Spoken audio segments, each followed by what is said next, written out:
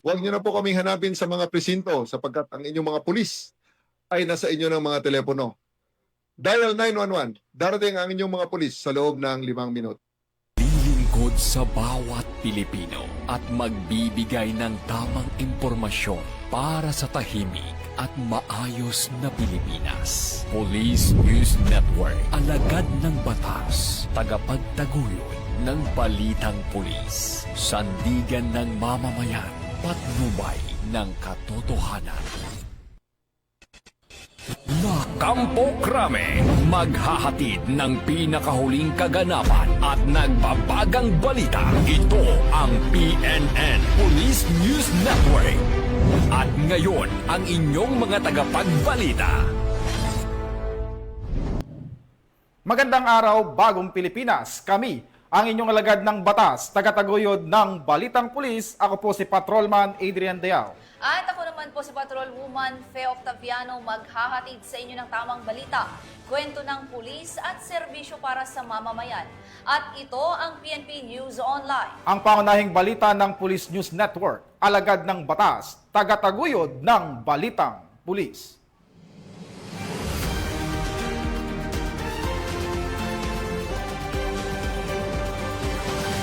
Narito ang mga balitang dapat nyong abangan.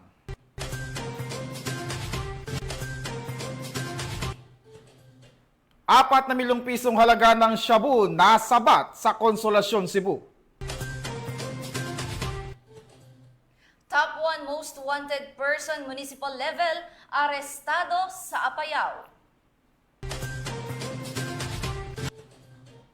At mahigit ₱1 milyong halaga ng puslit na sigarilyo nasa kote sa isang checkpoint operation sa Maguindanao del Norte.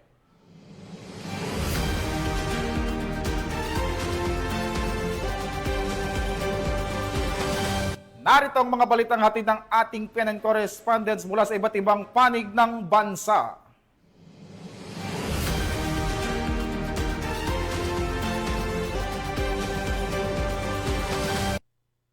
Natin na ang balita mula sa bahagi ng Luzon.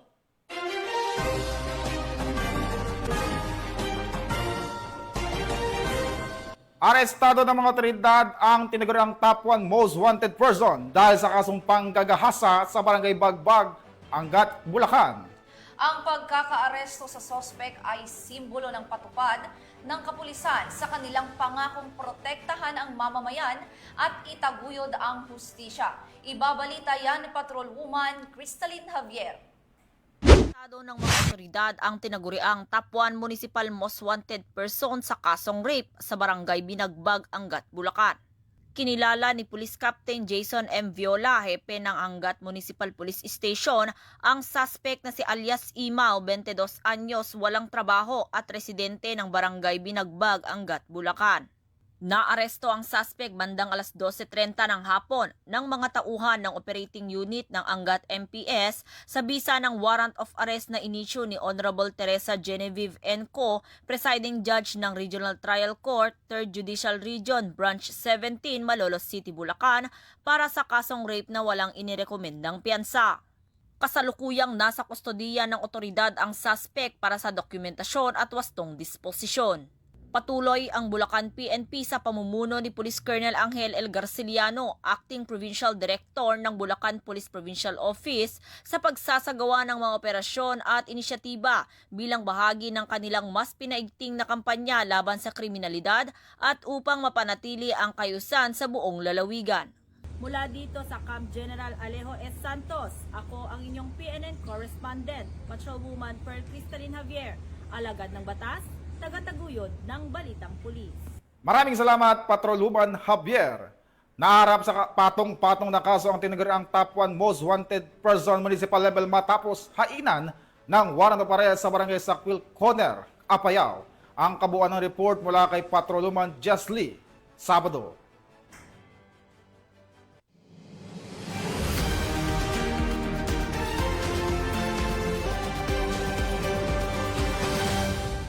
Arestado ng kapulisan ng Apayao ang top 1 most wanted person municipal level dahil sa kasong qualified rape, acts of lasciviousness at sexual assault sa isinagawang operasyon kamakailan sa Barangay Sakpil, Corner, Apayao.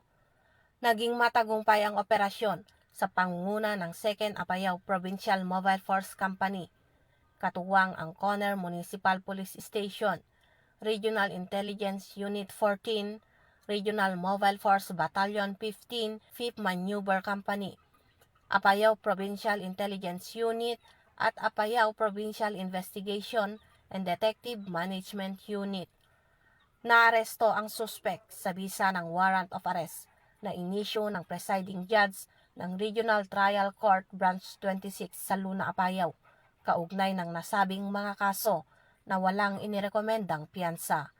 Kasalukuyang nasa kustodiya ng Corner MPS ang suspect para sa kaukulang dokumentasyon bago i-turn over sa kinaukulang korte. Mula dito sa probinsya ng Apayao, ako ang inyong PNN correspondent, Patrolwoman Jesly Sabado, lagad ng batas, tagataguyod ng Balitang Pulis. Maraming salamat, Patrolwoman Sabado. Tunghayin naman natin ang mga balita mula sa Visayas.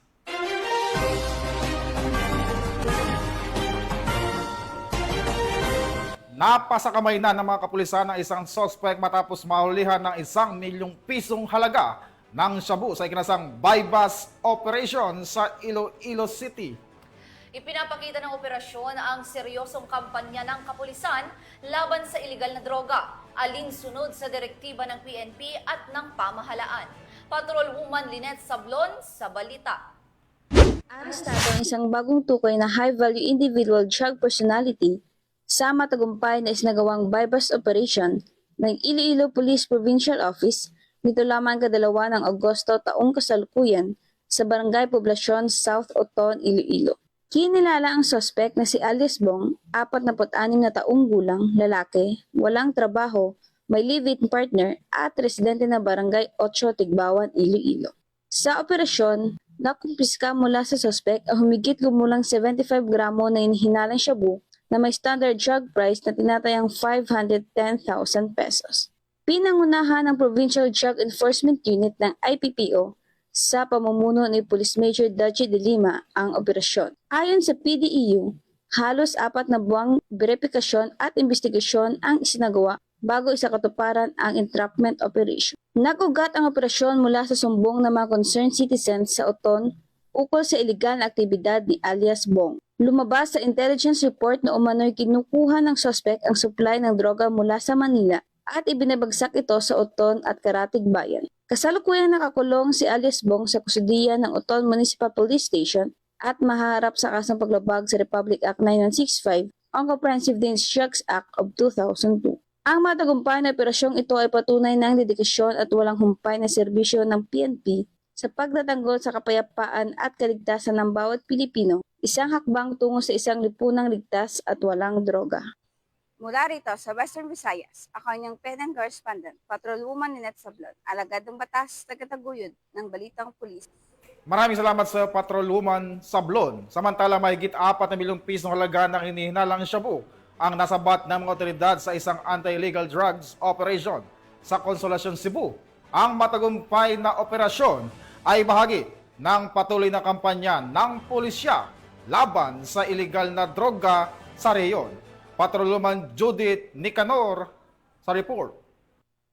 Kulungan ang bagsak ng high-value individual na suspect matapos mahulihan ng higit 4 na milyong halaga ng hinihinalang shabu sa isinagawang bypass operation ng Kapulisan ng Konsolasyon sa Sitio Lawis, Barangay Hugan, Konsolasyon, Cebu nito lamang nakaraan. Ayon kay Police Lieutenant Colonel Yunel B. Avergonzado, Acting Chief of Police ng Konsolasyon Municipal Police Station, bandang alas 3 ng hapon nang maaresto ng kapulisan ang high-value individual na suspect na si alias Pangloy, 43 anyos na residente ng Barangay Hubay, Liloan, Cebu. Nakumpiska mula sa suspect ang 26 na pakete ng hinihinalang shabu na may timbang na 600 gramo at standard drug price na 4,080,000 pesos, bypass money at sling bag. Samantala, kasalukuyang nasa kustudiya ng Konsolasyon MPS ang suspect at mahaharap sa kasong paglabag sa Section 5 at 11, Article 2 ng Republic Act 9165 o Comprehensive Dangerous Drugs Act of 2002. First and foremost, I would like to thank the community for their invaluable support that led to the successful arrest of one of drug personalities in our AOR. Your cooperation is the key in our continued fight against illegal drugs. To those who are still involved in illegal drug trade, stop your illegal activities now before the law catches up with you. Together, we build a safer and drug-free community. Thank you. Ang matagumpay na operasyon ay bunga ng pinagsanib puwersa ng Konsolasyon MPS, PIUC-PPO, PNP-DEG SOU-7 at PIDEA ROA-7. Ang kapulisan ay patuloy sa pagsusulong ng mga programa ng pamahalaan upang matuldukan ang problema sa iligal na droga at magkaroon ng maunlad na bansa tungo sa isang bagong Pilipinas. Mula dito sa Central Visayas, sa Police News Network Correspondent, Patrolwoman Judith Ticano, alagad na patas na nataguyod ng balita. Maraming salamat, Patrolwoman Nicanor. Isa na namang most wanted sa bayan ng Pastrana, Leyte ang nadakip sa ikinisang operasyon ng Leyte Police Provincial Office. Ang sospek ay kabilang sa top 3 municipal most wanted person ng nasabing bayan at nahuli sa Barangay Bahay, Pastrana, Leyte. Narito ang ulat ni Patrolwoman Camberley Flores.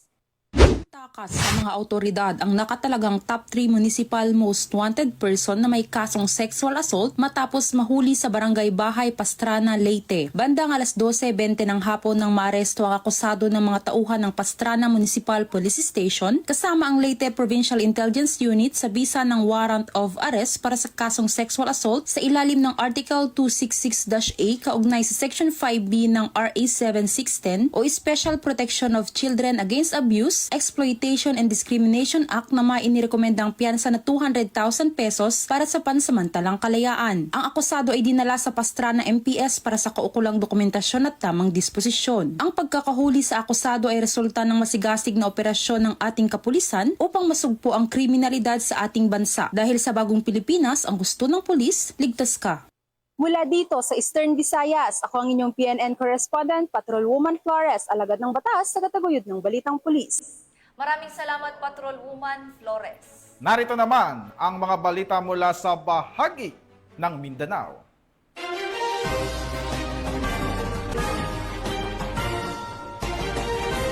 Matagumpay na naisagawa ang isang lecture awareness program sa Zamboanga City na layuning magbigay kaalaman at paalala sa publiko hinggil sa iba't ibang isyung panlipunan at seguridad. Ang programa ay dinaluhan ng mga miyembro ng komunidad at iba't ibang sektor ng lipunan. Ang awareness program ay epektibong paraan upang maipaliwanag ang mga isyong panlipunan at seguridad na kadalasang nagiging sanhi ng krimen at nagbibigay ito ng preventive approach kung saan ang mga tao ay nagkakaroon ng sapat na kaalaman upang maiwasan ang pagiging biktima o sangkot sa krimen. Narito ang ulat ni Patrolwoman Luis Marie Conde. Lahukan ng mga guro at estudyante ng Caldwell Adventist Academy ang isang matagumpay na lecture awareness program katuwang ang Regional Police Community Affairs and Development Unit 9 at NAPOLCOM 9 sa pangunguna ni Attorney Pablito M. Abad Jr., Director ng NAPOLCOM 9 at Attorney Alexis C. De Lima, Assistant Regional Director ng NAPOLCOM 9 nito lamang ika-1 ng Agosto taong kasalukuyan. Tinalakay sa nasabing aktibidad ang mga mahahalagang paksa na may layuning paigtingin ang kaalaman ng kabataan gaya ng anti-criminality, anti-bullying, Safe Spaces Act, Illegal Drug Awareness at Stress Management. Ang mga ito ay naglalayong bigyang kapangyarihan ang mga mag-aaral upang makagawa ng matatalino at responsableng desisyon para sa mas ligtas at maayos na kapaligiran sa paaralan at komunidad. Lubos ang pasasalamat ng RPCDU 9 sa pamunuan ng Caldwell Adventist Academy sa pagbibigay ng pagkakataong maibahagi ang mahalagang advokasiyang ito. Sa patuloy na pagtutulungan ng kapulisan at mga institusyong pang-edukasyon, sama-sama nating isinusulong ang kultura ng kaligtasan, respeto at mental wellness para sa kabataan at sa buong sambayanan. Mula dito sa Zamboanga Peninsula, ako ang inyong PNN Correspondent, Patrolwoman Luis Marie Conde, alagad ng batas, tagataguyod ng Balitang Pulis. Maraming salamat, Patrolwoman Conde. Isang newly identified drug suspect ang naaresto Sa ikinasang bypass operation ng mga otoridad sa Barangay Batangan, Valencia City, Bukidnon, nasamsa mula sa sospek ang hinihinalang ilegal na droga at iba pang ebidensya. Ang buong detalye ng balita mula kay Patroluman Danessa Berdos. Arestado ang isang newly identified drug suspect sa sinagawang joint buy-bust operation ng City Drug Enforcement Unit, Bukidnon Provincial Intelligence Unit, katuwang ang mga kapulisan ng Valencia City Police Station sa Barangay Batangan, Valencia City, Bukidnon. Kinilala ni Police Lieutenant Colonel Brian M. Panganiban, officer in charge ng Valencia CPS, ang drug suspect na si alias Soy Soy, 21 taong gulang, lalaki, isang laborer at residente ng Barangay Mailag, Valencia City, Bukidnon.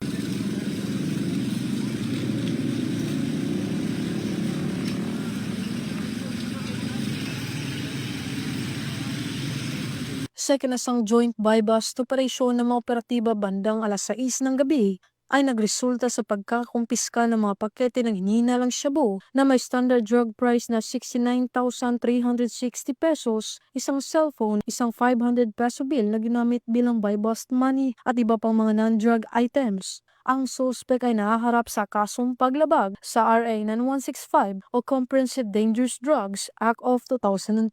Mula dito sa Camp Capistrano, Gusa, Cagayan de Oro City, ako ang inyong Police News Network correspondent, Patrolwoman Danessa Berdos, alagad ng batas, tagataguyod ng balitang pulis.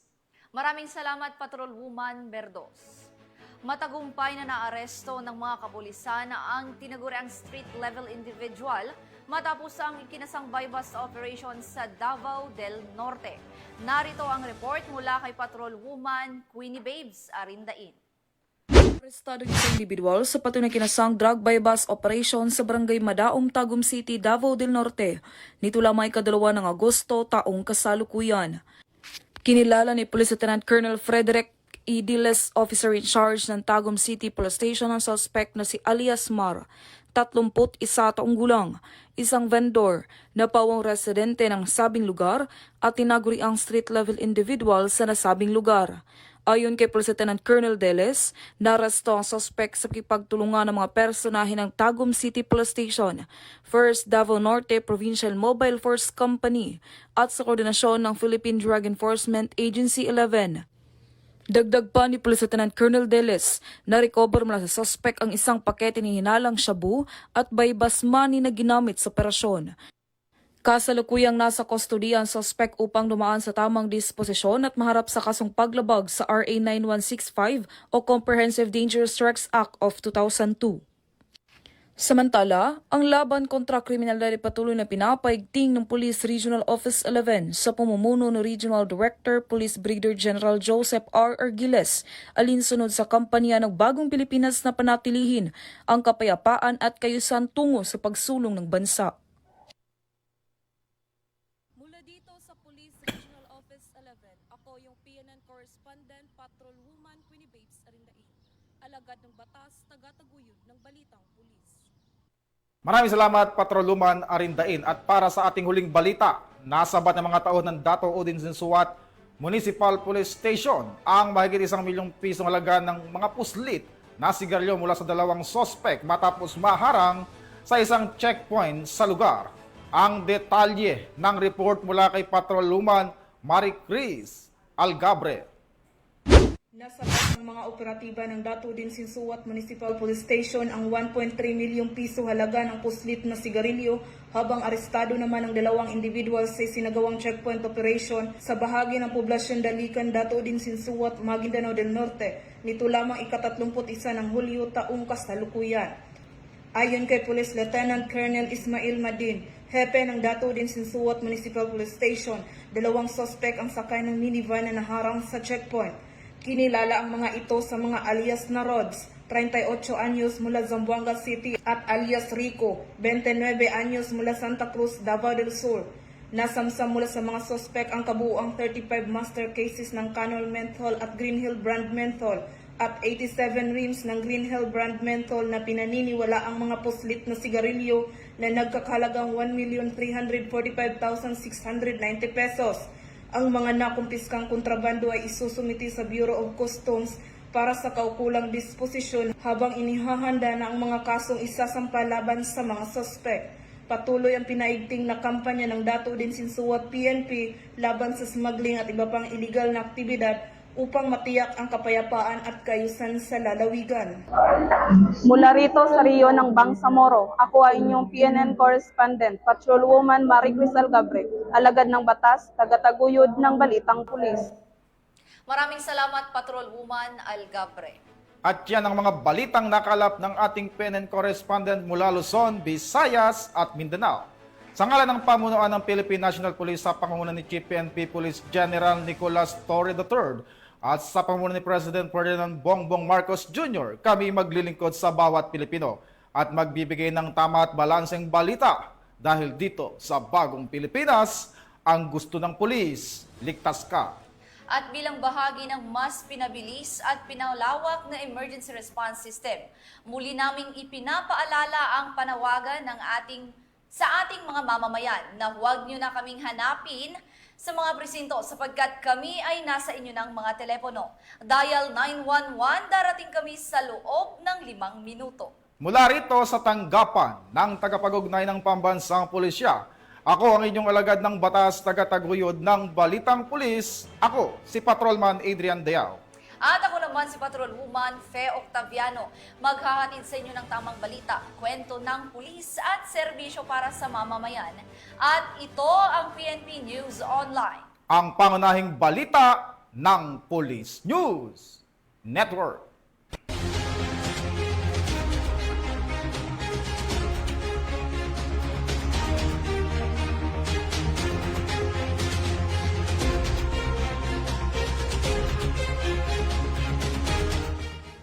Police News Network, alagad ng batas, tagapagtaguyod ng balitang pulis.